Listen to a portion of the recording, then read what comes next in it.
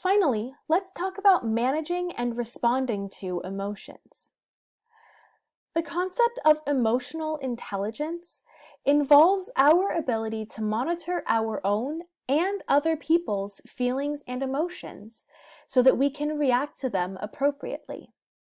If we have high emotional intelligence, this allows us to be able to better distinguish between and monitor our emotions. And it helps us to guide our thoughts and actions that we have in response to those emotions. Another part of emotional intelligence is being able to look at other people's expressions of emotions and respond accordingly. In other words, we have to learn to empathize with others. Empathy is our ability to comprehend the emotions of others and elicit those feelings in ourselves. So we are literally feeling with the other person. And by expressing empathy, we are much more likely to attract and maintain supportive social networks.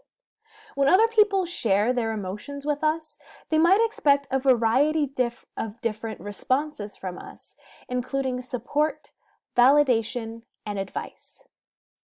In some cases, people just want support for the emotions that they are feeling. When someone shares a positive emotion with us, they might just want recognition of that emotion or a shared celebration. They might want a hug if they're feeling down, those sorts of things. In other cases, people want to know that their emotions are valid. And we can validate their emotions by saying, yeah, that sounds like it could be really insert emotion here. What happened? This not only tells the individual that what they are feeling is valid, but it also gives them the opportunity to further express that emotion and extrapolate upon it.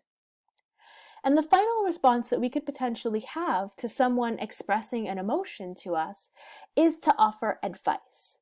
And this is the trickiest response, because in some cases, people don't necessarily want advice. Sometimes they only want support or validation. And if advice is given unsolicited, that could potentially result in a negative reaction.